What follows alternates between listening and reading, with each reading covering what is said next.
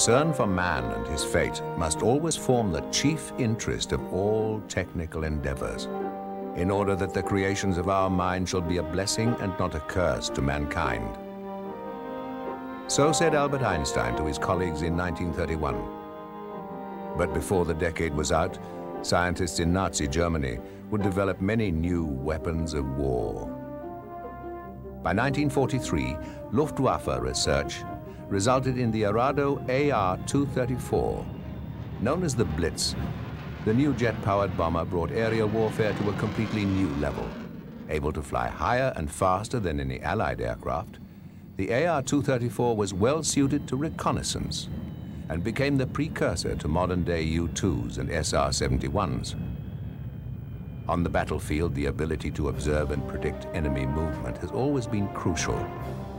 With the advent of balloons like this World War I Coquette, skilled observers were carried high above the trenches to see across enemy lines.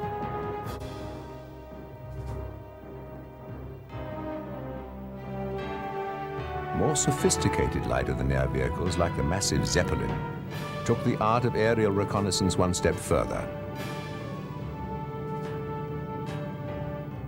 But balloons and airships were extremely vulnerable, so conventional aircraft were soon put to use.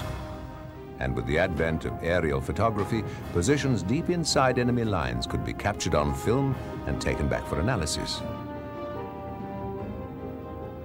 But reconnaissance aircraft were lightly armed, and losses were high. When war once again erupted in Europe, Nazi columns knew exactly what to expect, because enemy positions were pinpointed well before the battle began. Observation from the air took on myriad forms, including the Luftwaffe's Fiesler Storch. Since it was able to land and take off just about anywhere, the Germans used a Storch to free Mussolini from his mountain prison in 1943. The two-seat plane was an aerodynamic marvel, equipped with a variety of high-lift devices, such as fixed full-span leading-edge slots, full flaps, and large control surfaces. Bulging side windows that gave its two crewmen the best possible view. The Henschel parasol-winged HS-126 was a much heavier aircraft. Often assigned to ground units, the 126 was the Luftwaffe's first all-metal, short-range reconnaissance plane and flew extensively on the Russian front. More compact was the Foch-Achilles rotor kite, providing an elevated observation platform for submariners at sea. Barely capable of lifting a single person, its simplified helicopter rotor provided lift and control as the U-boat pulled the kite into the air.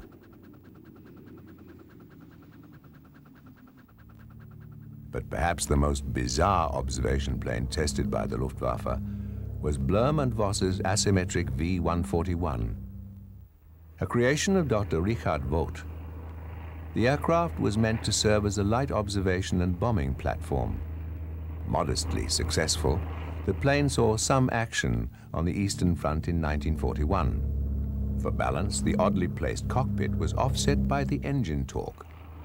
This actually worked pretty well.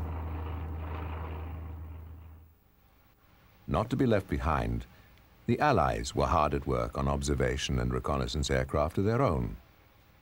It paid off with the British all-wood de Havilland Mosquito. The Mosquitoes flew very fast and very high, making refined aerial cameras a real necessity. This plywood flying machine destroyed some 600 V-1 flying bombs and was so swift only one plane was lost for every 2,000 sorties. U.S. reconnaissance efforts, like Lockheed's F-5 P-38 Lightning, were equally capable. Sophisticated, high-resolution cameras mounted in the plane's nose meant that timely information flowed constantly from the front. Images of enemy activity kept Allied commands updated on a daily and even hourly basis. In-field processing of the film provided quick information to commanders during the course of battle. The art of reconnaissance had come a long way from the days of the observation balloon.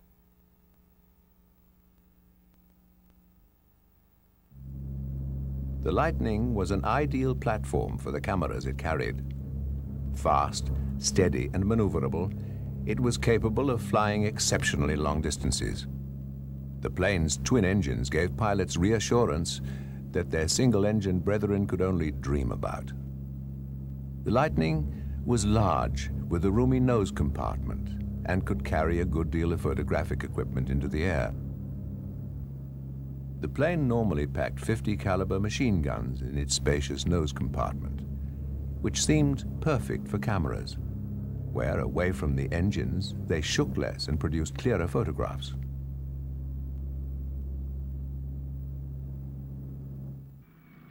In Germany, the Focke-Wulf FW-189 Owl was used as a short-range reconnaissance aircraft and worked in close cooperation with ground forces. It was purpose-built with extensive glazing for excellent all-round vision for the crew of 3. It operated mainly on the Eastern Front.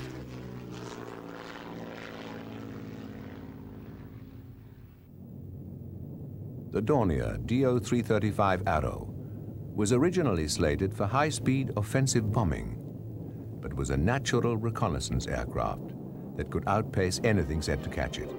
What made it unique was the plane's unusual combination of both pusher and puller propellers. It was the fastest piston-powered machine of the war. Heinkel's HE-280 heralded a new age of possibilities in aerial reconnaissance. With the production of viable jet engines, performance took a quantum leap forward. These revolutionary engines would enable reconnaissance aircraft to cruise over enemy territory with impunity for the very first time.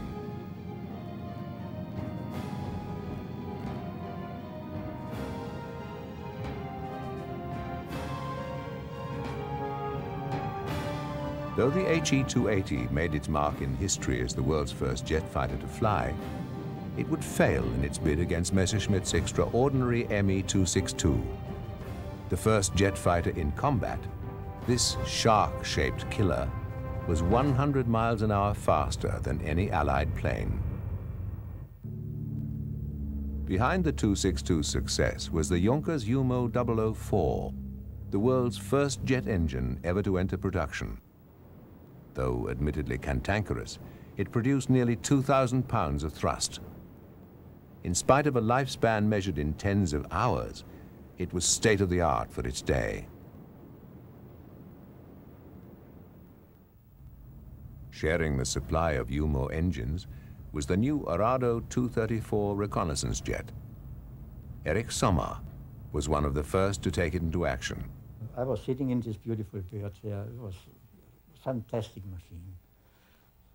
A skin they plastered on, they told me 150 pounds of speckle just to get every wrinkle out of the surface, yeah. Wonderful visibility to the side. Down there you could look between your legs. For reconnaissance runs it was an ideal machine. Germany's military machine rose out of the ashes of the First World War. Hitler planned to build a Reich to last 1,000 years. As a frightened world watched, Luftwaffe formations began to fill the skies. Germany's aviation industry grew fantastically. Contractors spewed forth a flood of aircraft. Bombers, fighters, trainers, and transports rolled off assembly lines. In spite of the limitations imposed by the Versailles Treaty, production rates soared, and Germany's people, now back at work, saw Adolf Hitler as their most beloved leader in memory. Companies like Arado churned out planes by the hundreds, some under license, some of their own design. They included the AR-195 torpedo bomber and the 198 reconnaissance aircraft. The Arado 231 could be dismantled stored in a 6.5-foot diameter tube and used by submariners to check for targets beyond the periscope's visual range. The AR-240 was an advanced combat aircraft incorporating such features as a tail-mounted air brake. Its duties included high-speed reconnaissance. The program terminated as a result of political pressure in December 1942.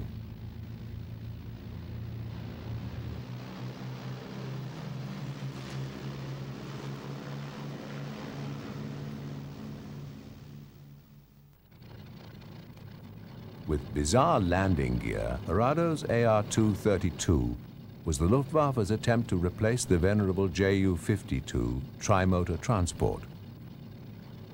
Nicknamed the Millipede, the AR-232 was equipped with 11 idler wheels to bear the weight of the aircraft during loading and unloading.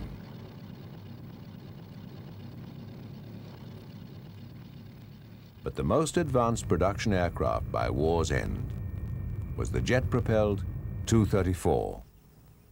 From stem to stern, it was an aircraft of extraordinary beauty. Its Junkers Umo 004 turbojet engines were state-of-the-art and mounted below the wing for easy access.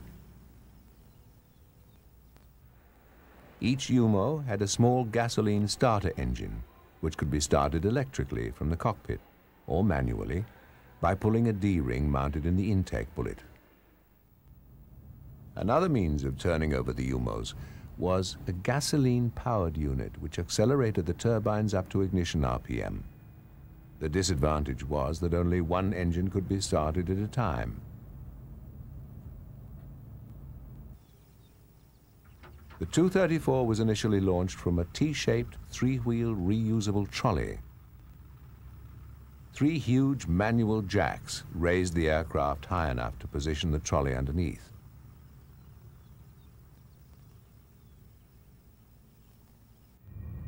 High-speed taxi trials of the setup were successful, and the decision was taken to go ahead with actual flight testing.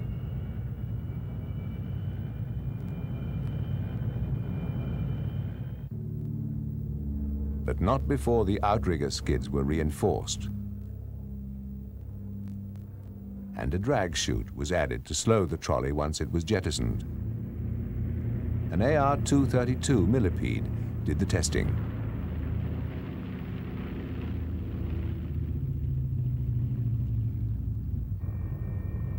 In the end, the curious procedure seemed to work well enough. The trolley stayed on the ground and we jumped out. And at the same time, when the brake lines broke to the trolley, because I was connected with brake lines to the 2 drums on the right and left side, yeah. They broke, and at the same time a parachute on the trolley was released to break off the trolley, because I had to use it afterwards again. They were made to measure, or adjusted to measure for each aircraft. So I had to have a good conditioned trolley again afterwards. But not all trolley tests went well. The release mechanisms didn't always function, and runway surface conditions could affect the drag chute's deployment. Once airborne, the skids were retracted, and the mission was underway. Once you had trimmed your aircraft all right and everything was okay, it was delightful to fly, especially the prototype, the ski. You could fly it with 2 fingers. The skid provided a firm, suitable means of returning the plane to Earth. Landing runs were of normal length, but once airspeed died down, the jet invariably rolled to one side.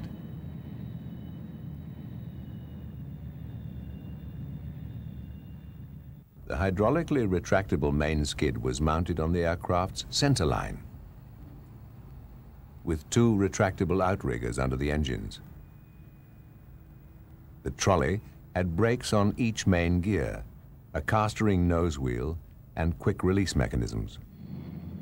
In some tests, the trolley landing gear was fixed, but proved too heavy for the jet and performance worsened.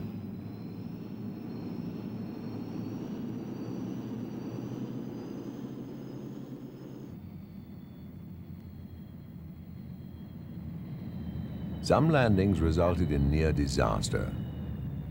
Because of the trolley's high center of gravity, control was easily lost and damage often resulted.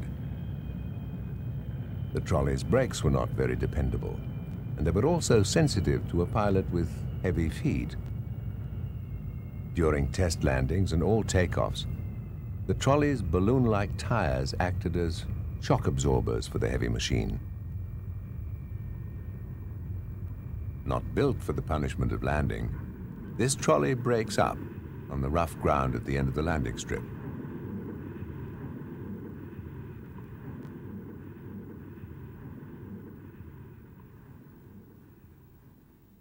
You have to know what your ground is like before you should put it down on a spot, on a limited spot. That was the idea. They did it so that aircraft can land anywhere. It was a silly idea.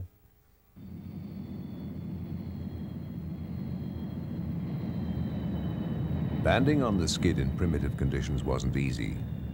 Initial hopes that the trolley system would save both weight and internal space proved unrealistic. Before long, conventional landing gear would have to be designed for the plane.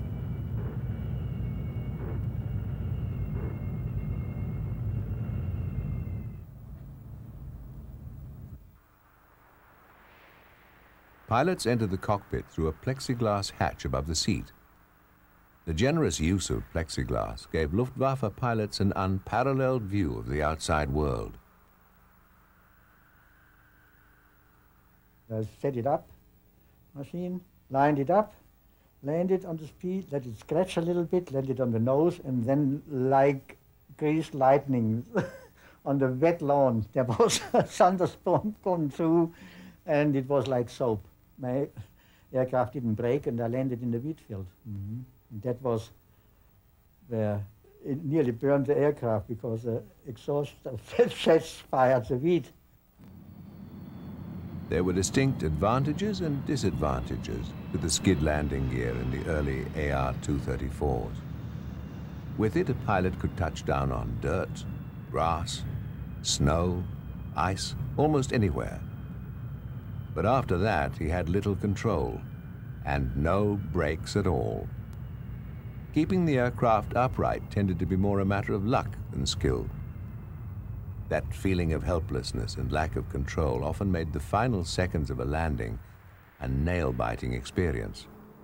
Came to a halt, and the crew came with their lifting gear, and lifted it up. The tricycle was pushed underneath, locked with a bomb locked, and then with a tractor you were towed away. You were completely immobile with the aircraft alone. You couldn't taxi now. But of course it was a relief after we got our undercarriage. Nevertheless, hundreds of successful landings on all kinds of surfaces proved the skid functionally practical. In order to quell some of the concerns over braking, several test planes were fitted with a drag chute which deployed as soon as the aircraft hit the ground.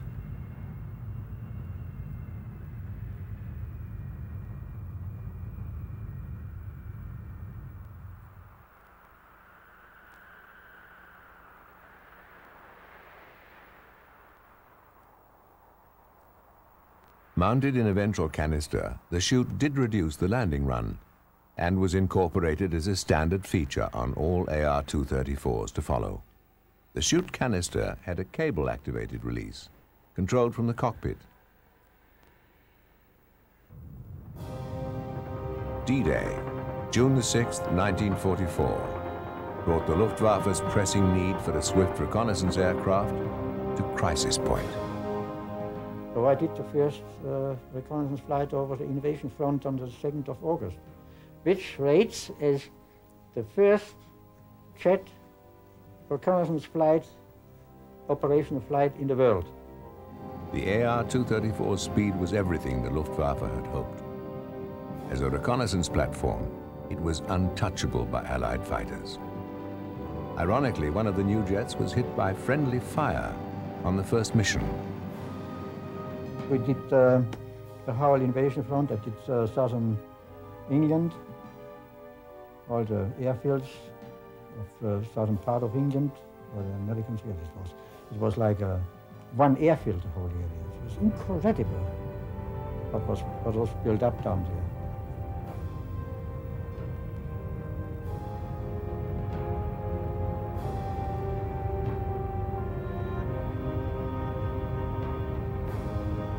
I bring pictures back that the V1 and the V2 didn't wipe London out and didn't wipe the British resistance out. That was all the time the propaganda of Himmler. People said, just hold out on the Eastern Front 1 more week, our wonder weapons will destroy London and England will drop out and the United States will drop out with it. So that was it. And I bring pictures back now. Everything is intact in London. On the way out, I met a mosquito. A mosquito came this way, I went that way. We could wave one another. He had no weapon, probably I had no weapon. We couldn't do anything. Exchanging a nod or a wave. Such strange greetings were not uncommon in the skies over Europe. Landings tended to be graceful and well orchestrated. The plane's approach speed was well within most pilots' ability. Touchdown occurred at around 91 miles an hour, with a landing distance of about 1,500 feet. Due to the scarcity of Junkers Jumo 004 jet engines, many having gone to the Messerschmitt 262, Arado turned to BMW for its new 4-engine AR-234. The 4 BMWs provided a higher thrust-to-weight ratio and gave the Blitz a little more power.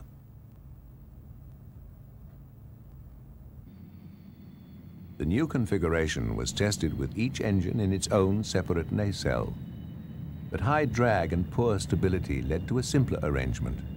With 2 engines in each nacelle, the plane was more streamlined than its predecessor.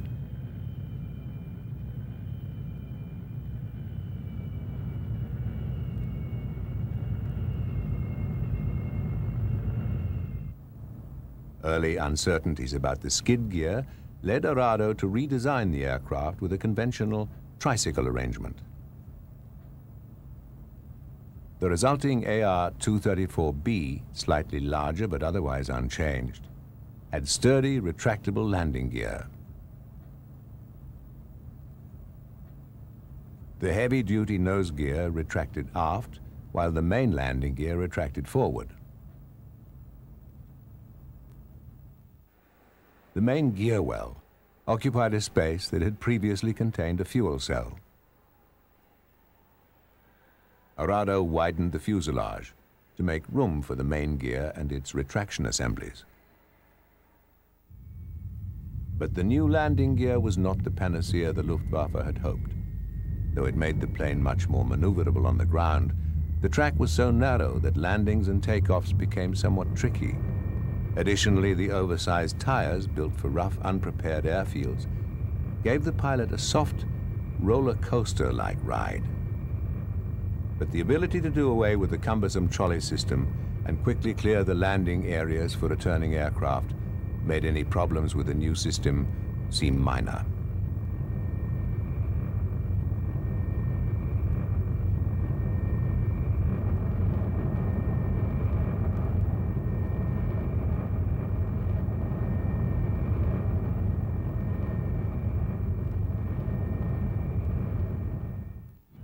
Typical of first-generation jet engines, both the Junkers and BMW power plants were extremely thirsty. Range was always important, and in attempts to extend the Blitz's short time aloft, jettisonable 66-gallon fuel tanks were suspended from racks under the engines. The plane's 814-gallon internal fuel load was carried in 2 flexible rubberized tanks mounted in the fuselage. Maximum range varied between 415 miles at sea level and nearly 1,000 miles at 30,000 feet. The low thrust of the Junkers and BMW turbojets led to excessively long takeoff runs. Accordingly, the plane was often equipped with rocket-assisted takeoff, or RATO units.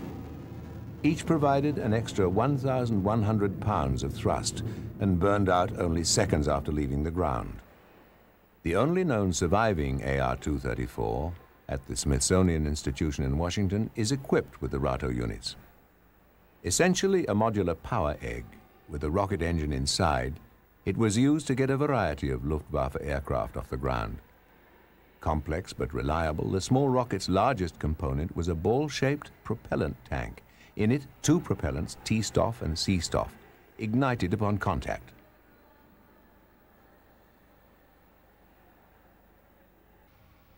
Stacked Arado units were kept empty and wheeled to a refueling depot on a special dolly.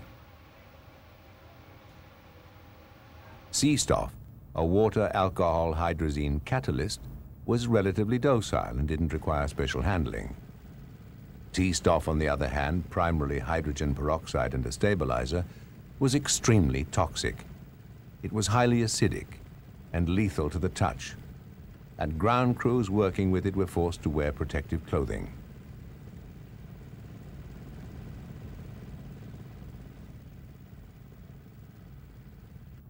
The units were reusable and came equipped with a small nose-mounted parachute that deployed automatically.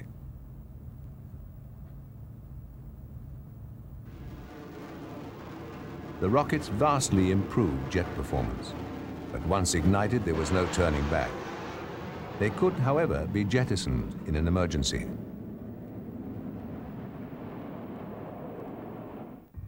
In normal operation following rocket burnout, the units were jettisoned by the pilot.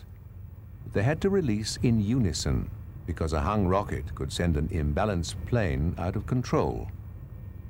The Arado eggs were then recovered and prepared for reuse in a matter of hours. Takeoff was swift and easy, with a nose-high angle of attack and an extraordinary rate of ascent.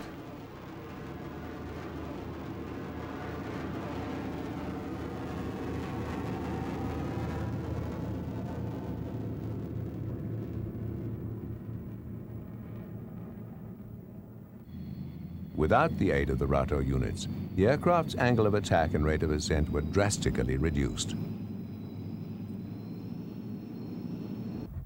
The units could be jettisoned at almost any altitude.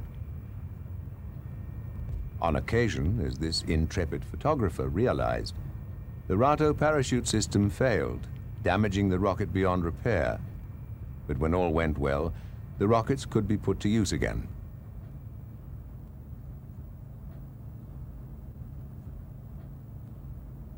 Following recovery, the Volta Arado units were flushed of propellants by forcing water through with compressed air.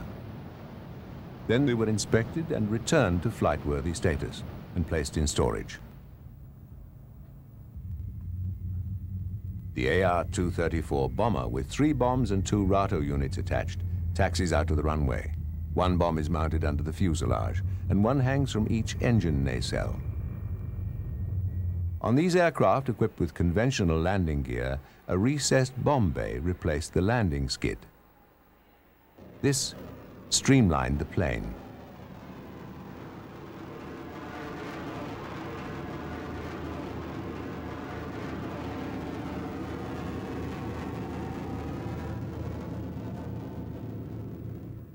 I was only worrying about something when I landed or took off or when I climbed.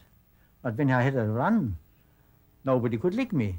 There was no aircraft, no fighter aircraft who could attack me because it was not possible to go in a position in this time. Yeah? We were too fast. In October 1944, this blitz was still a novelty. Pilot Horst Goetz is seen preparing for a reconnaissance mission over Allied targets, while the ground crew and casual observers cluster around the plane's transparent nose. The AR-234 was only vulnerable to attack during takeoff or landing. And this did happen. Both American and British fighters claimed AR-234 kills. Most were surprise attacks against unsuspecting Luftwaffe flyers who only realized the danger when it was too late.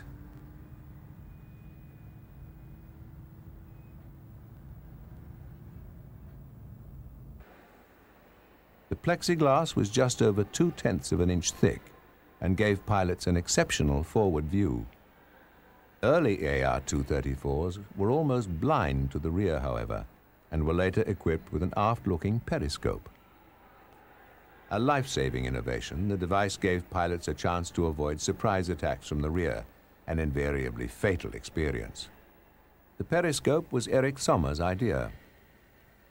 And this telescope was developed from a Panzer or tank telescope. It is heavy enough, rather for a tank than for an aircraft.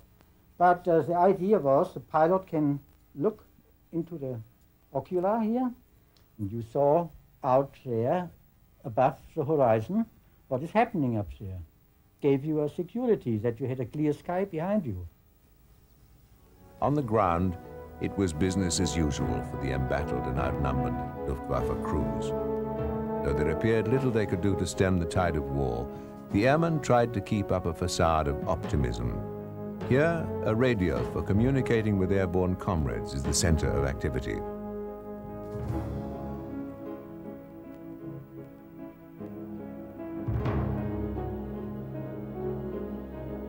Horst Goetz, on the left here, was one of the elite Luftwaffe pilots assigned to the AR-234.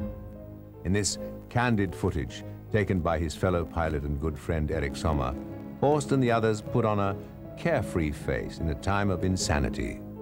Unlike Allied pilots, the men of the Luftwaffe didn't have a rotation system. They flew until death or defeat overtook them. And for all of them, that day was rapidly approaching.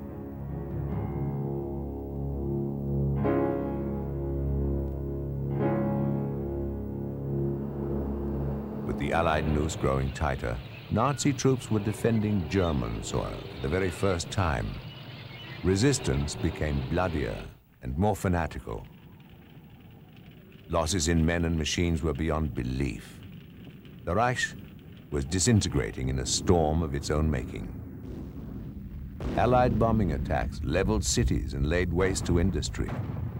And the carnage for humanity reached new depths. Allied bombing missions concentrated on Germany's remaining strategic resources. Oil and fuel refineries were sought out by the massive bomber formations. For if fuel supplies were wiped out, the Reich war machine would be brought to its knees. The Germans frantically tried to move factories underground, but by the time they were ready, it was too late.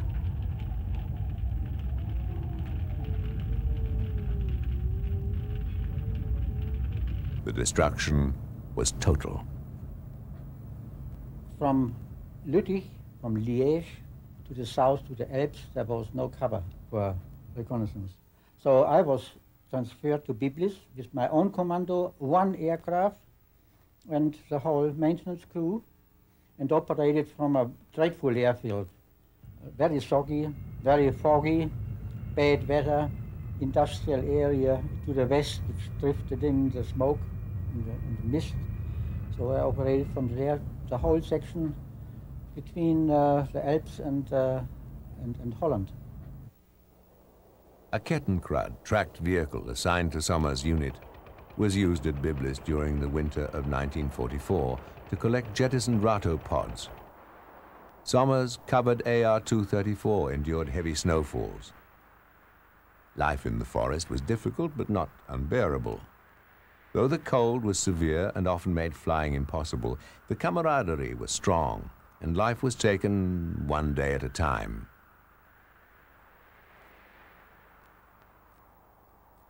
The mobile communications truck, like everything else at the small base, was well hidden.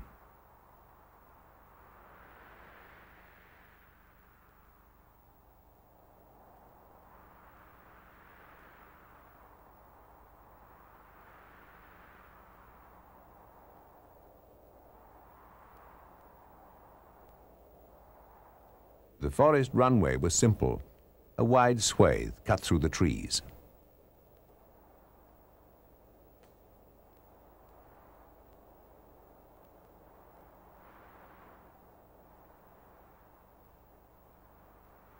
The lone AR-234, for which the entire base was built, lies covered with tarpaulins.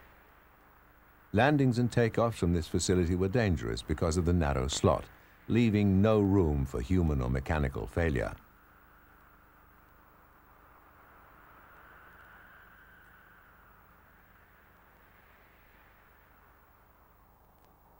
The skies above were not always quiet, and the contrails of Allied bombers and fighters, or the twists and turns of a dogfight, were common sights overhead.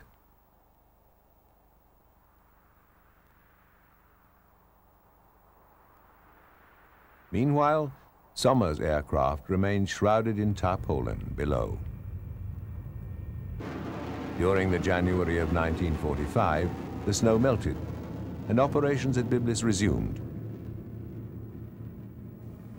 Reconnaissance had completely broken down there in Italy, and I was to establish a commando there.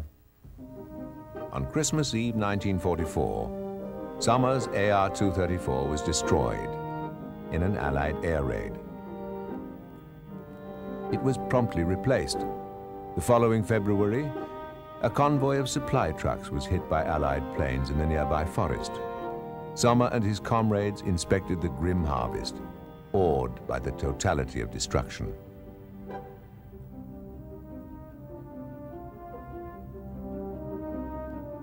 Though the harsh winter of 1944 slowed Allied progress, as the snows melted, their relentless push to victory continued. In northern Italy, the mud was assaulted and sometimes conquered. The hazards appeared to be never-ending. Relief was non-existent, and the hardships at times unendurable. Fighting a battle of desperation, Nazi propagandists continued to spew out lies of hope. For most, hope had long been lost.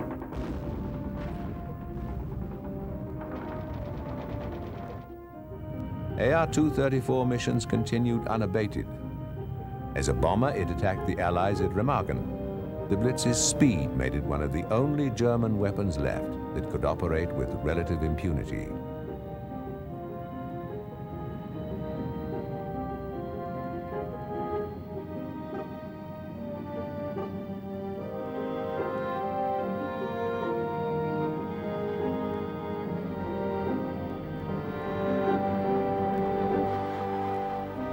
Bearing the brunt of fighter duties in an ever-shrinking Luftwaffe was Messerschmitt's Me-262. Fast and effective, the Schwalbe, or Swallow, also proved a difficult target for Allied airmen. Vulnerable only during takeoff and landing, the advanced German jet fighter was, however, too little too late. Germany's infrastructure collapsed before the Allied onslaught. The AR-234 bomber had been delayed, but when it finally did go to war, it was deadly. In her death throes, Nazi Germany launched nearly 3,000 V-2 rockets against England. With impact speeds of nearly 3,800 miles an hour, they were impossible to intercept. The German terror weapons were unquestionably the most advanced in the world. The AR-234, the world's best reconnaissance aircraft, was a source of great pride to the Luftwaffe pilots who flew it. The photographs it provided for the Wehrmacht commanders were superb, and the impunity with which it flew was an embarrassment to the Allies.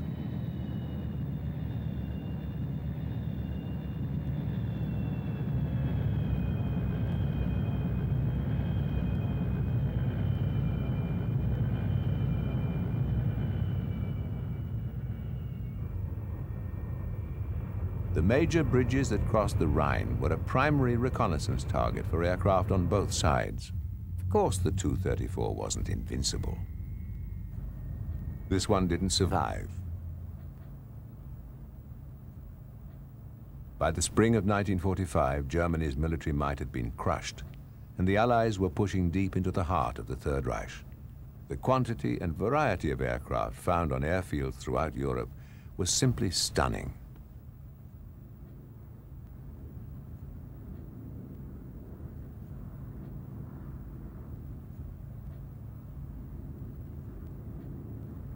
So everybody grabbed German technology and used it. But they had already their own developments. Some German developments were already superseded by developments which were done in England or in America. Nobody had complete control of new stuff. Recovered aircraft included numerous AR-234s. Under Operation Lusty, Luftwaffe aircraft of greatest technological interest to the Allies, such as the AR-234, were gathered by special British and US recovery teams. It was hoped that studying their technology would improve forthcoming Allied projects. Efforts intensified when it became clear the Russians had exactly the same intention.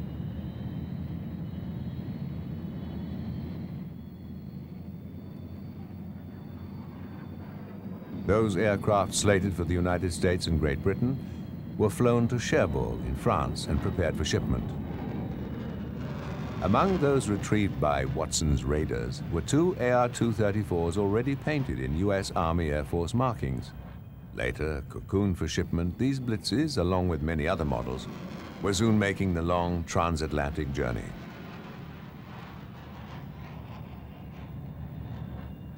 Among the rarer treasures brought into Cherbourg were a Heinkel 219 night fighter, followed by a single-seat Me-262.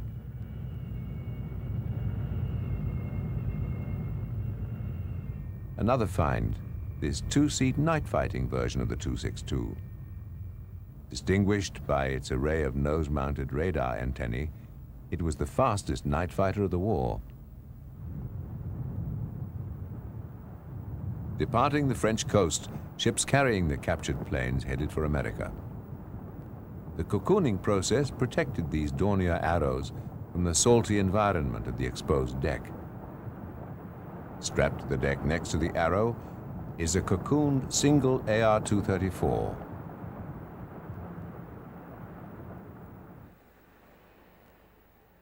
Today, only one AR-234 survives, as part of the Smithsonian Institution's National Air and Space Museum collection. This aircraft has been completely and meticulously restored. General Fred Ascani was one of the few American pilots privileged to fly the plane.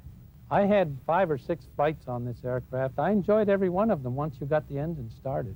You felt very comfortable, like sitting in a living room chair. You had a better view than most airplanes, and it can be compared to a helicopter, which I've also flown quite a bit, where you have a bubble canopy and you have tremendous visibility. My recollection of the airplane was it's a very stable aircraft.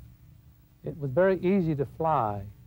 The greatest problem really was getting the engine started, and you felt 90% of the flight was over once that happened.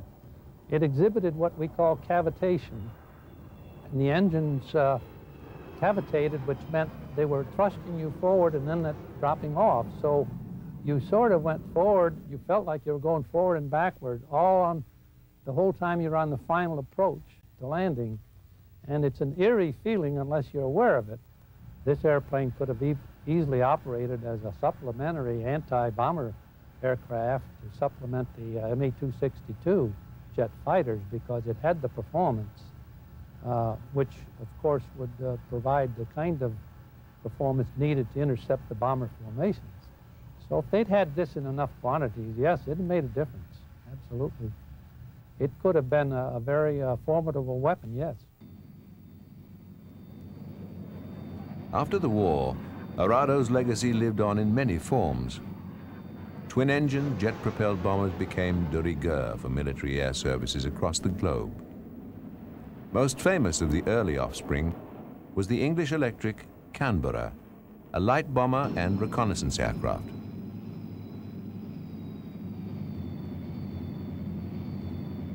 The Canberra was first flown in 1949. It had 2 crew members and an effective bomb load. Built as bombers, reconnaissance planes, and test beds, the aircraft flew until the 1990s.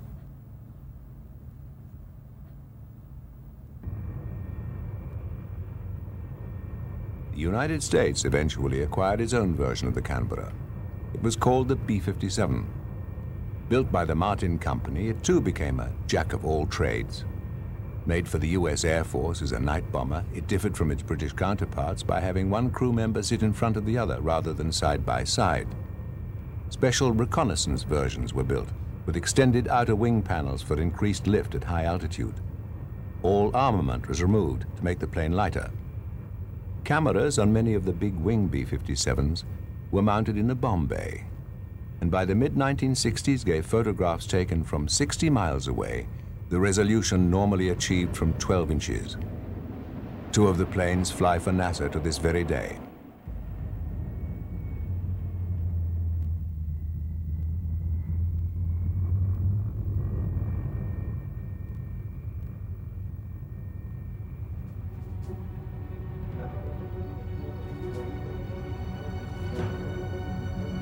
It hasn't flown in nearly half a century, and today only one survives. The product of an era of immense suffering and amazing achievement, Arado's AR-234 was a superb reconnaissance platform and a formidable bomber. Named the Lightning, speed was its forte, and frequently its only defense. Like so many other weapons, it embodies the good and evil present in all scientific game. Its intent was violently clear: to enable men to take life with greater efficiency. But its revolutionary jet technology would also serve to enlighten and better the lives of every generation yet to come.